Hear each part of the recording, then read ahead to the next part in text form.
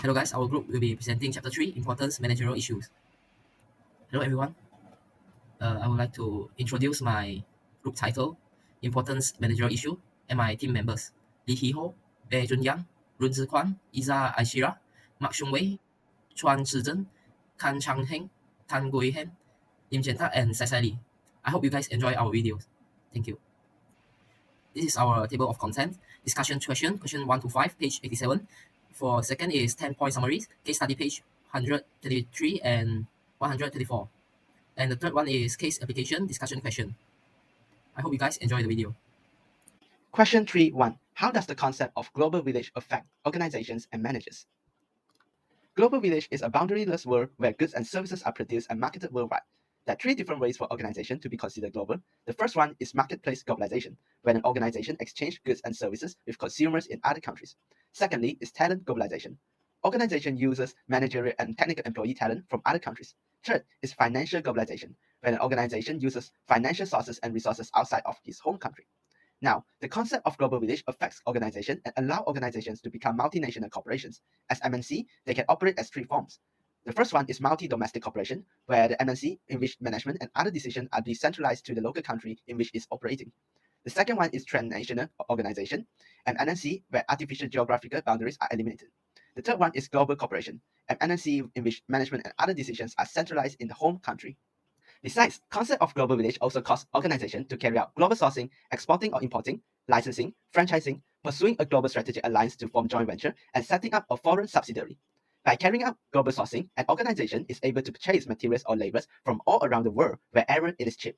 Next, organization carry out exporting or importing by making the product domestically and then selling them abroad, which is exporting, and then acquiring products which is made abroad and selling them domestically, which is importing. Thirdly, organization use licensing, which is an agreement in which an organization gives another right for a fee to make or sell its product using its technology or product specifications. Fourth, organization use franchising, which is something similar to licensing. It is also an agreement in which organization gives another organization the right for a fee to use its name and operating method.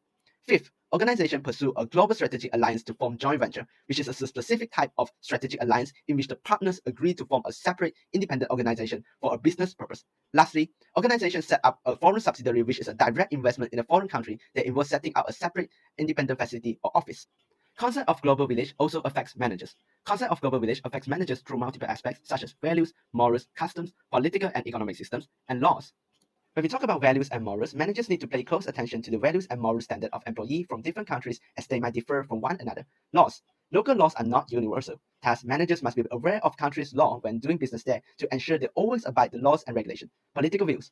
Managers need to be aware of the current political views on issues such as immigration, free trade, and nationalism as they navigate the global environment because it could affect an organization's business process, people, and workplace environment. Lastly, culture. Most important and challenging difference for managers to understand are countries, social context, and culture. So managers need to understand societal issues together with cultural difference that might affect business operation in another country, thus recognize the organization's success come from a variety of managerial practices. Lastly, there are two cross-cultural frameworks that managers can use, which are Hofstede and Globe. Moving on to the next question, 3.2. Discuss how society's expectations are influencing managers and organizations. Society always expects organizations and managers to be responsible and ethical. Society's expectation always place a strong emphasis on organizations and their managers to demonstrate a high level of responsibility and ethical conduct. This means that the public, consumer, employees, and other stakeholders anticipate that company and their leaders will not only pursue financial success, but also conduct themselves in a way that aligns with moral and societal value. Therefore, an organization's social involvement is important to fulfill society's expectation, and they can be categorized with three elements, which are social obligation, social responsiveness, and social responsibility. Social obligation are all those activities a business firm engaged in to meet a certain economic and legal responsibilities. It does the minimum that the law requires and only pursue social goals to the extent that they contribute to the economic goals. Social responsiveness is the characteristics of the business firm that engage in the social actions in response to some popular social need. Lastly is social responsibility, which is also known as corporate social responsibility, CSR, which means that the business intention beyond its legal and economic obligation to do the right things and act in a way that is good for society. Note that this definition does not assume that business obeys the law and pursue economic goals, but also it is a moral agent. In its effort to do good for society, it must differentiate between right and wrong. Other than organization, society's expectation also causes managers in the companies to be guided by social norms and values and make practical, market-oriented decisions about their actions. Now, there are many ways that the society's expectation can affect and influence managers. One of them is actually through social responsibility. Managers play a pivotal role in promoting social responsibility within their organizations, and they are responsible for setting the ethical tone and ensuring that the company's action aligns with societal expectation. Next, good management of employee relations. Effective managers are responsible for fostering positive employee relations within the organization. They must ensure fair and ethical treatment of employees, support diversity and inclusion. Next, environment safety practices. Managers are instrumental in implementing and overseeing practices that reduce organizations' environmental impacts. They must make decisions that consider the environmental consequence of their actions and adopt sustainable practices. Hello everyone, my name is Mak Song Wei and I'm going to presenting about question 3.3. So, should manager be parochialistic? Why or why not? Okay, so what is parochialism? Parochialism is the process of viewing the world solely through one's own eyes and perspective. People with a parochial attitude do not recognize that others have different ways of living and working. Parochialism is a significant obstacle for manager working in a global business world. If managers fall into the trap in ignoring others' values and customers and rigidly applying an attitude of ours is better than theirs to foreign cultures, they will find it difficult to compete with other organizations around the world that are seeking to understand foreign customs and market differences. So the answer for this question should be managers should not be parochialistic, as this term means ignoring the impact of cultural diversity and concept only views the world from a single perspective. One of the reasons why it is essential to overcome parochialism is today's business environment is the ease of accessing foreign markets. When businesses are able to overcome parochialism, they will be able to understand other people's cultural beliefs, hence improving their ease of entering global markets. The second reason why it is essential to overcome parochialism is today's business environment is fast-growing diversity. Organizations and businesses have grown to include people from different cultures. Thus, an organization should overcome parochialism for it to survive in the diverse business environment. Question 3/4. What are the managerial implications of Hofstede's research on cultural environment, the Globe study? So for the first question, Judd Hofstede surveyed over 116,000 employees in 40 countries, all of whom work for International Business Machines, IBM. Hofstede data indicates that in general, national cultures has a major impact on employees' work-related values and attitudes. He classified those values and attitude into 5 specific dimensions of national cultures, which is power distance, individualism versus collectivism, quantity of life versus quality of life, uncertainty avoidance, and long-term versus short-term orientation. Let me dive deep down into the managerial implication of Hofstede's research on cultural environment. Based on Hofstede's research, we have 9 major implications. The first one is assertiveness. This is a dimension to which a society defines the attitudes of the individuals. It encourages people to be tough, confrontational, assertive, and competitive in current scenario. The second one, future orientation, broadly defined as the extent to which an individual thinks about the future, anticipates future consequences, and plans ahead before acting. This is a dimension to which a society encourages and rewards future-oriented behavior in terms of planning, investing in the future projects. The next one will be the gender differentiation. This is a dimension to which a society maximizes gender role differences. Differences between males and females are assigned social significance and are used as a means of social classification. So the fourth one would be uncertainty avoidance. It means deals with the society tolerance for uncertainty and ambiguity. This is a dimension in which a society relies on social norms and procedures to avoid the unpredictability of future events. The fifth one is power distance, refers to the way in which power is distributed unequally and the less powerful accepted. This is a dimension to which member of society expect how power to be unequally shared. Number 6 will be individualism and collectivism. This is a dimension in which individuals are encouraged by societal institutions to be integrated into groups within organization and society. It means that individual goals, and the right of the individual person focus on group goals, while it's best for the collective, group, and personal relationship. Number 7 is in group collectivism. This is a dimension to which member of society takes pride in small groups in terms of their family, circle of close friends, and the organizations in which they are employed. The next will be performance orientation. This is a dimension to which a society encourage and reward group member for performance improvement and excellence. So for the group members that show innovation, high standard, and expert performance are encouraged and rewarded. The last will be human orientation. This is a dimension to which a society encourage and reward individuals for being fair, altruistic, generous, caring, and kind to others. So for the second question, the GLOBE study, which stands for Global Leadership and Organizational Behavior Effectiveness, it proved the effectiveness that these dimensions are valid, expanded, and updated to measures of country culture. The cross-cultural studies of human behavior and organizational practice will increasingly using them. This will assess the effectiveness of dimension between them. For example, international advertising. So we move to question 3.5. How might the culture different in the global dimension affect how manager A. use work group, B. develop goals and plans, C. reward outstanding employees' performance, D. deal with employee conflict. Okay, we have 9 global culture dimension as you can see in the slide. So the graph basically show that the high and the low global culture dimension of Germany compared to Poland. For example, for the uncertainty avoidance, the blue line is higher than the red line, means that the Germany is the high uncertainty avoidance country and the Poland is low. Now back to the question. Question A. I believe that institutional collectivism can affect how managers use work group. Institutional collectivism is a degree to which organizational and society encourage individuals to be integrated into groups and organizations. In high institutional collectivism country, collective distribution of resource and collective action are encouraged. Group loyalty also encouraged. So manager may rely on teamwork and collaboration. For example, like every member of the group can share their ideas and solutions when facing some issues so that the best decision can make from the groups. But for the low institutional collectivism country, critical decision is made by individuals. For like United States, Germany, Argentina, they might be focused on the individual achievement and contribution. Question B. I think that the future orientation can affect how managers develop goals and plans. The degree to which delayed gratification and planning for the future are valued over short-term gains is called future orientation. So for a country with high future orientation, encourage investment for future payoff over immediate consumption. It is similar to the ability of individuals to delay gratification. So manager may focus on the long-term planning and the goal setting and tend to be flexible and adaptable. But for the low future orientation country, manager may focus on short-term objective and immediate result. So organizations tend to be inflexible and propensity to spend now rather than save. So move to question C, reward outstanding employee performance. So my answer is human orientation can affect how manager reward outstanding employee performance. The degree to which fairness and kindness, generosity are encouraged, and the value is measure of a country human orientation. In high human orientation country, there is a strong emphasis on maintaining the positive interpersonal relationship and showing empathy and care of others. So manager may give some recognition, appreciation, and non-monetary reward for the outstanding employees. But in low human orientation country, they might more focus on the task oriented. For example, like they care about you, how did you complete the task, and did you complete the task? And for example, this manager in this country may reward the outstanding employee through the monetary reward and some promotion. D. Deal with employee conflicts. So I think the answer is assertiveness can affect how manager deal with employee conflicts. So there's the degree to which individuals are forceful, confrontational, and aggressive as opposed to cooperative and compassionate.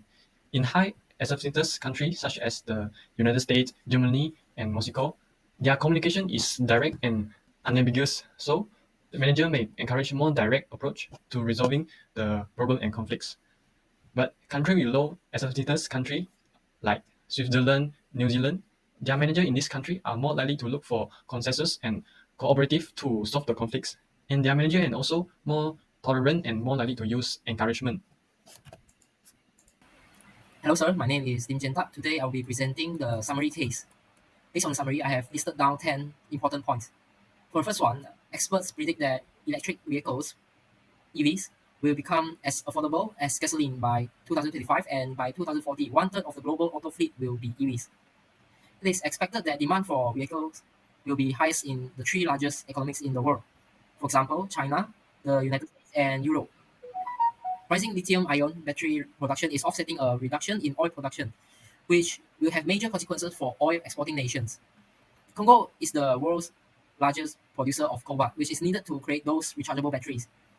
China's business, who have made significant investments in battery manufacturing, are well aware of Congo's significance in dominating the battery market.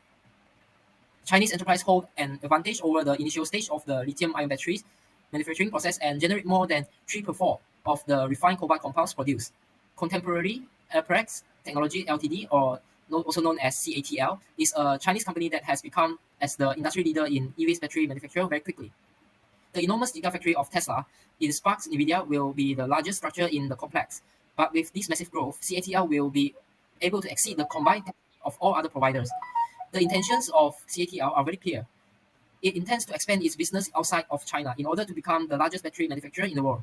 China House contract account for 99% of CATL's business.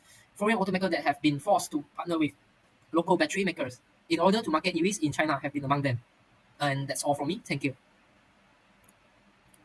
So we move to question 311. How does this story illustrate a global village? So first of all, in that story, we can know that the electric vehicles are being seen everywhere. The rise of electronic vehicles has implication for various industry and country. This not only affect about the car manufacturer, but also battery producer, raw material sourcing, and the international trade. So beside that, the Chinese company CATL want to be the biggest battery producer in the world, which means they want to doing business beyond China.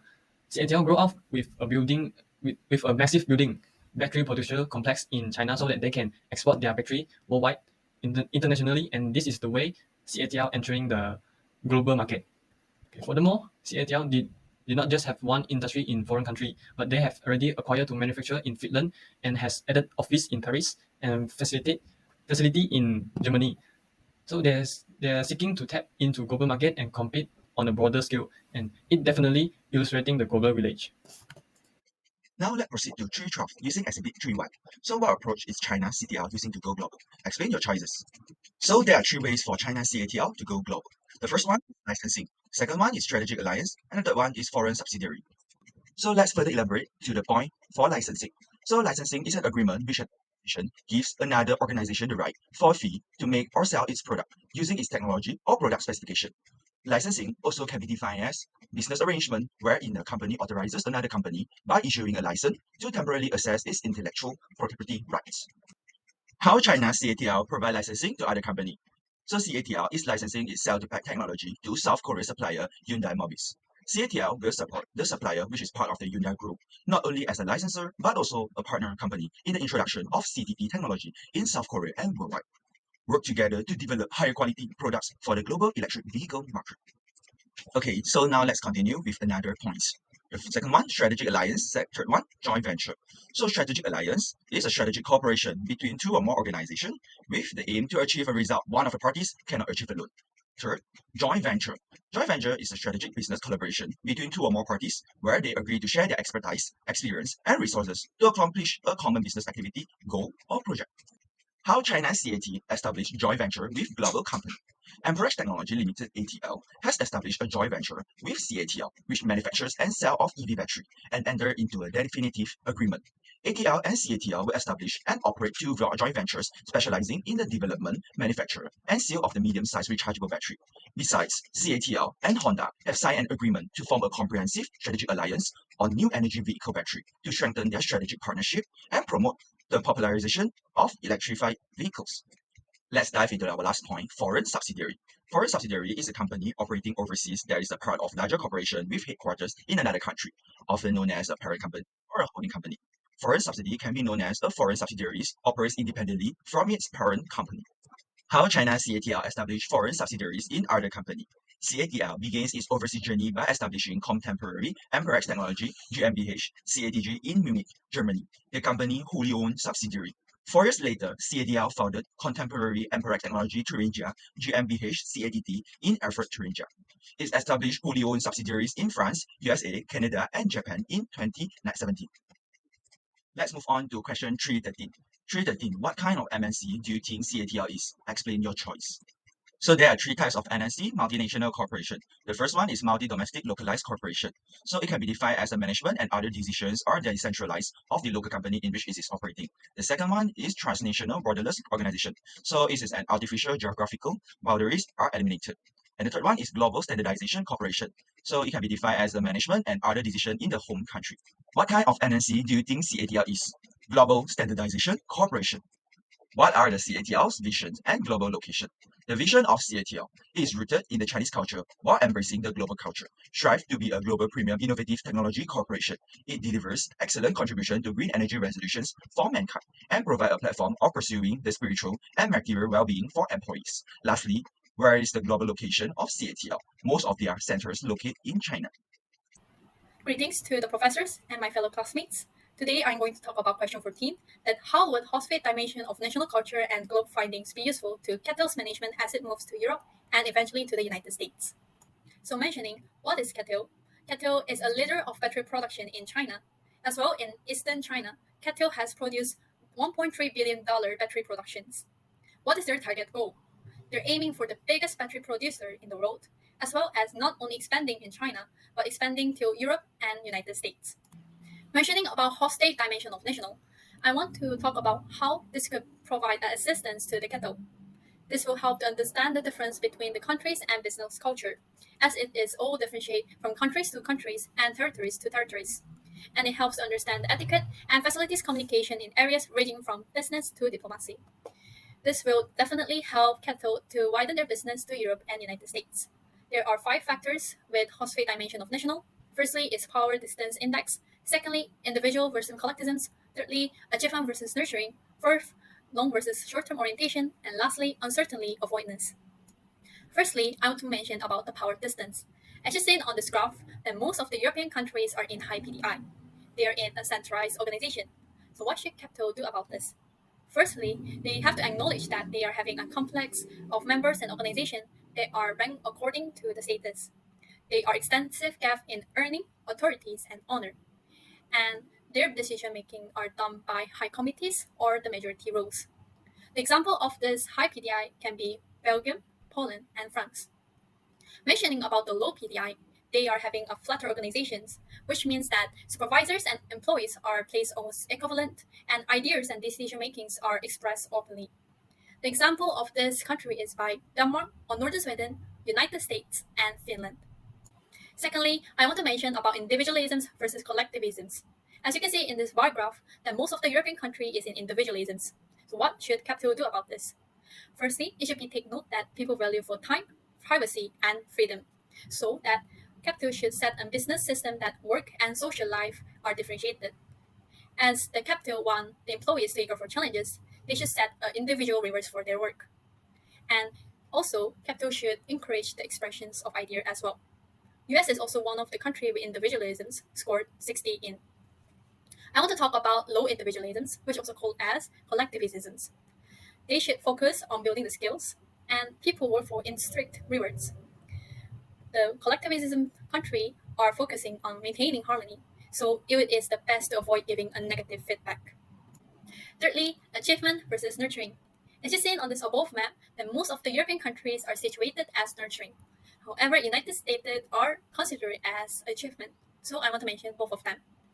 So in achievement country, what should capital do about it? First, revenue and achievement are essential. Secondly, it is advised for the capital to know that about the opportunities and the risk, as well as the individuals and employees are motivated by a precise target. Moving on to the nurturing, that relationship is oriented. Plus, the quality of life is essential. Especially, they target or their goal is achieved through negotiation and collaborations. The employees' life balance and flexibilities are critical. Next, I want to mention is long-term versus short-term orientation. As you seen on this graph, that most of the European countries are situated in long-term orientation. So what should capital should do about this? Firstly, they have a high in economic and education value, as well as it is best way to behave in modest way as in a business image. In addition to that, intakes and obligation should be emphasized. The United States is also considered as a long-term orientation. Moving to the short-term orientation, they have a strong belief, as well as values and rights are weighted heavily, and they do have a fluctuating powers. So when the capital are aiming for Iceland or Portugal, short-term orientations country should take note of this. Last but not least, uncertainty avoidance. As you can see on this map, that they are mostly in a high UAI.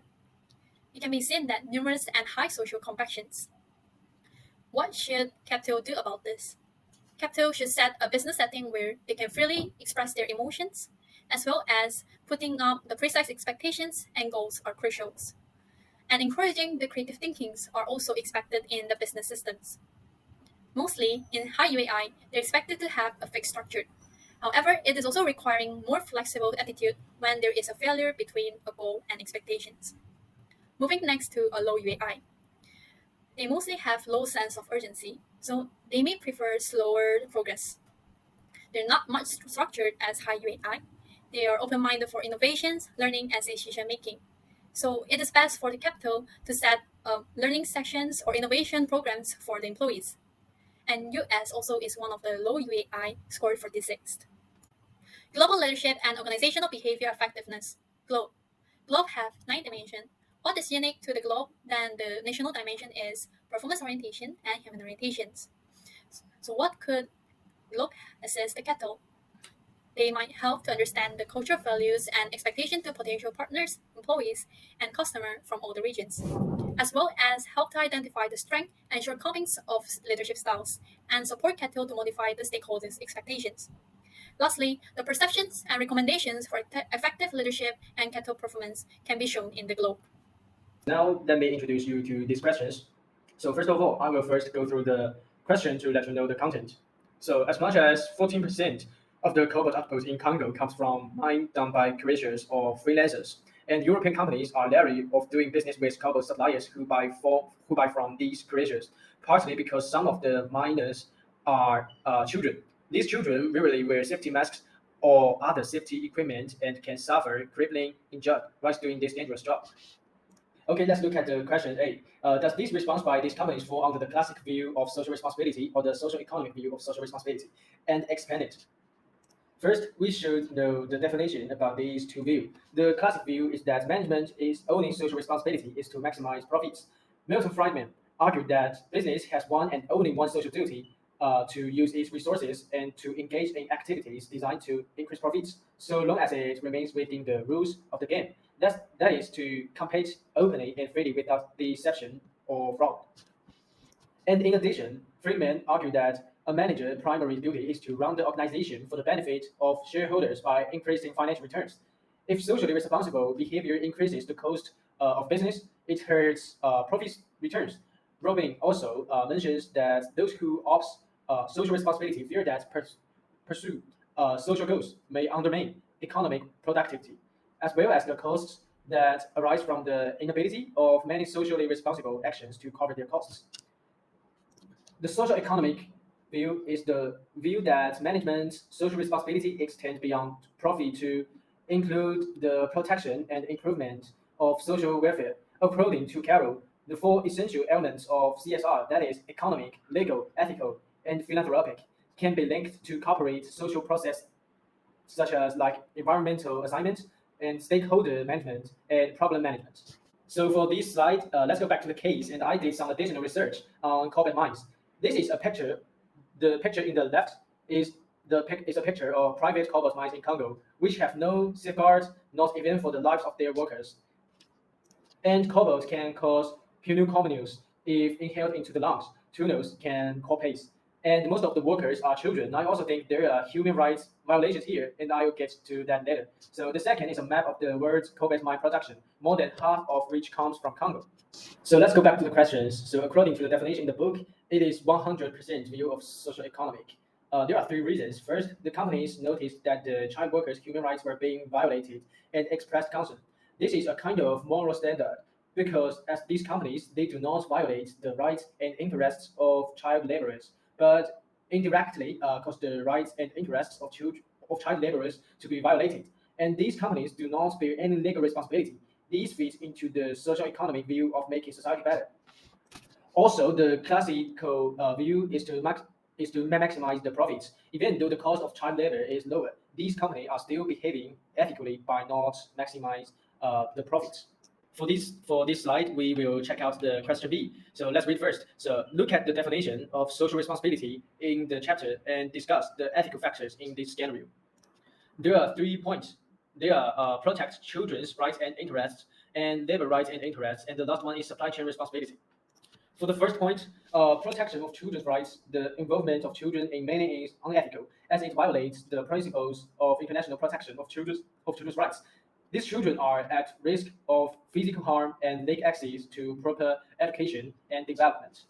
And for the labor rights and interests, these freelancers or gig workers may not have proper working conditions and protections, and they lack safety equipment and training, leaving them vulnerable. These violates basic principles of workers' rights, such as safety and healthy protection. For the last point, the supply chain responsibility, companies should consider their social responsibility when selecting suppliers. If companies choose to work with suppliers who buy cobalt from these gigs, they could be seen as supporting and participating in this unethical main practice. To sum up, according to the definition of social responsibility, this case involves ethical factors such as the protection of children's rights, labor rights, and supply chain responsibility. Companies should consider these factors and take positive actions, such as working with ethically compliant suppliers to ensure that their business activities do not negatively impact society. Okay, let's turn to a summary of case 2. The global harvest suffers a loss of 10 to 16% due to the plant pests, amounting to approximately 175 billion euros per year. Small farmers who rely on harvesting to sustain their livelihoods have had significant impact on profits due to the pest infestation. Pests have mobility, posing a threat to food supply, spreading diseases and inviting organisms, affecting global trade, damaging trees, and damaging forests. Bayer is a German multinational life science company with over 115 years of experience, playing an important role in the pest control and crop science. Bayer stresses safety on its website, stating that its insecticides are safe when used responsibly and comply with environmental safety standards and EU regulations.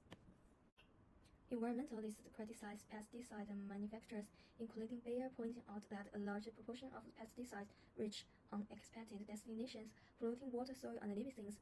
Bayer has been criticized for its use of neonicotinoids that have caused a large number of bee deaths, and the European Union in 2028 banned 3 types of neonicotinoids, including one made by Bayer due to proven hazards to bees.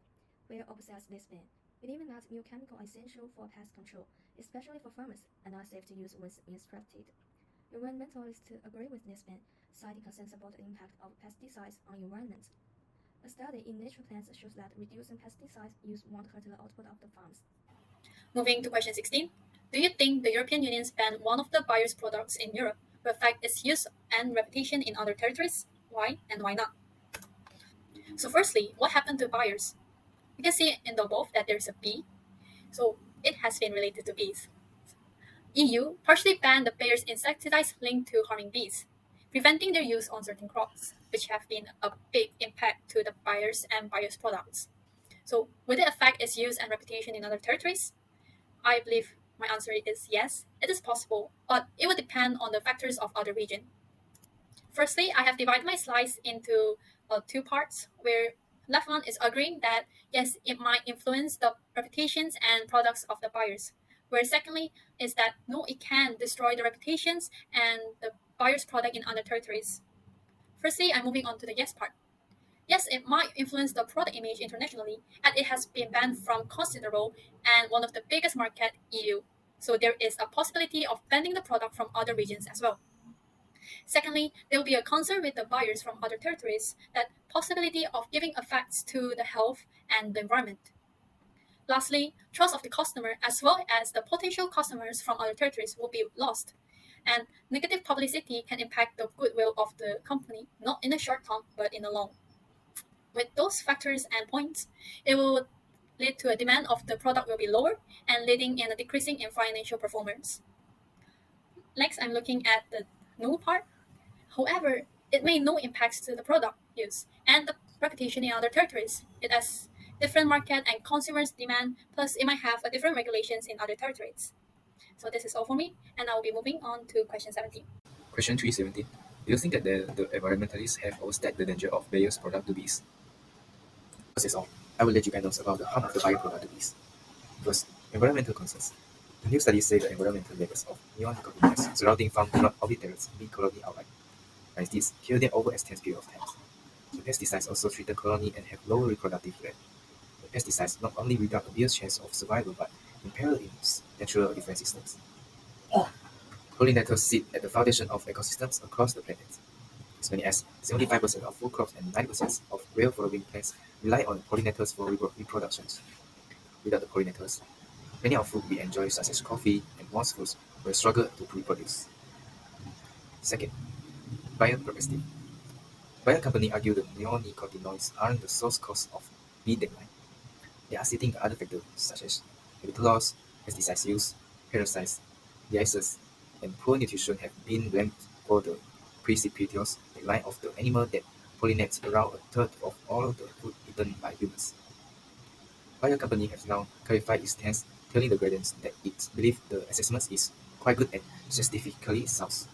It says, follow the instruction and use the neonicotinoids is safe and crucial for effective pest control. Compact issue. as many experts, including the research, and point out the reason of the declining bee populations could be complex and multifaceted. Although the global number of bee colonies increased by approximately 45% over the last half century, but the decline in Europe and North America over recent years due to a number of factors including disease, parasites, extreme climatic, and environmental factors. Neonicotinoids are a controllable factor. We can protect the bees by reducing neonicotinoids or developing new alternatives. Fourth, precautionary approach. Since bees play a vital role in the ecological environment, environmentalists prioritize bee safety. Moreover, a recent study by the Europe Food Safety Authority confirmed the danger of the neonicotinoids to bees. In 2018, after more reports surfaced about the harmful effect of neonicotinoids on bees, the European Union voted to ban 3 types of neonicotinoids, one of which is manufactured by Bayer. This is a priority of the ecological environment. In summary, why it is a complex issue. Therefore, the environmentalists concerned about the bioproducts and the impacts on bees are not overstated. Question 3:18. Do you believe that Bayer is demonstrating socially responsible actions? Explain. Sure, we can see Bayer has been taking measures to protect the ecological environment. How they protect it? First, research and development. Bayer has invested in research and development to find alternatives to neonicotinoids, including biopesticides derived from natural sources. The company has committed resources to discover and promote innovative pest control solutions that are less harmful to bees and other pollinators. This involves researching and testing new compounds that can effectively control pests while minimizing harms and non-target organisms like bees, thereby reducing the reliance on chemical pesticides. Second, collaborations with stakeholders. Bayer has engaged in collaborations with organizations like Integrated Pest Management (IPM) Institute of North America. Together, they work on promoting sustainable pest management practices that minimize the impact on pollinators. The company has participated in discussions with beekeepers, environmental groups, and regulatory agencies to address concerns and find common grounds on ways to protect bee populations. Support for pollinator habitat. Bayer has supported initiatives to create pollinator-friendly habitats. This involves projects like planting wildflowers and establish conservation areas that provide food and shelters for bees. Bayer has implemented on-the-ground projects to create and maintain pollinators' habitats. This includes initiatives like the bee care centers that the company has established in a different part of the world. These centers serve as hub of the research, education, and collaborations on pollinators' health. The company has supported farmers in implementing pollinators-friendly practices on their lands, such as incorporating flowering cover crops or setting aside area for wildflowers. Fourth, educational initiatives. Bayer has developed educational materials and resources for farmers, agronomists, and pesticide applicators to raise awareness about the responsible use of pesticides and their importance of integrated pest management (IPM). This includes building lines on minimizing the impact of pollinators through proper pesticide applications practice.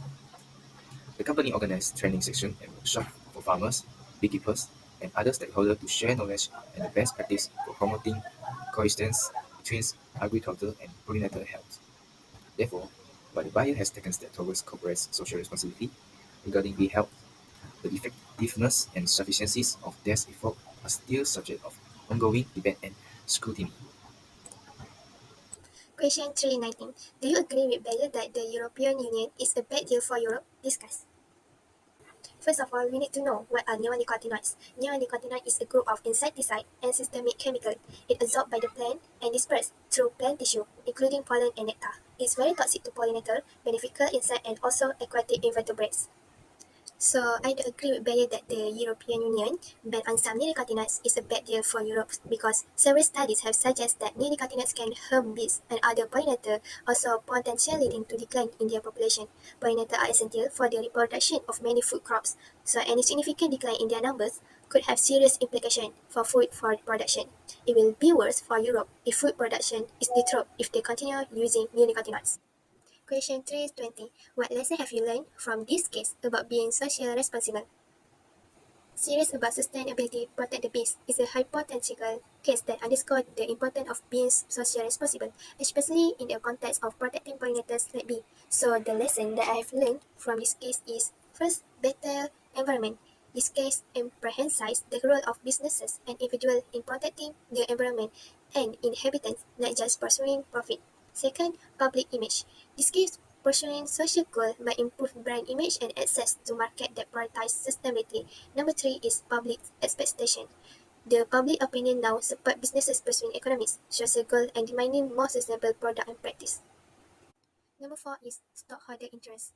This case talk about the social responsibility potential to collaborate among stakeholders to address complex sustainability challenges and also improve the business stock price in the long run. Number five, ethical obligation. This case encourage business to consider the ethical implication of their action because responsible are the right thing to do. Number six, discouragement of governmental regulation. By becoming socially responsible, business can expect less government regulation. Number seven, superiority of prevention over cures. These businesses should address social problems before they become serious and costly to correct. And lastly, transparency and communication. It's crucial to communicate the impact of action and policy on the environment and also seek input and feedback from relevant stakeholders.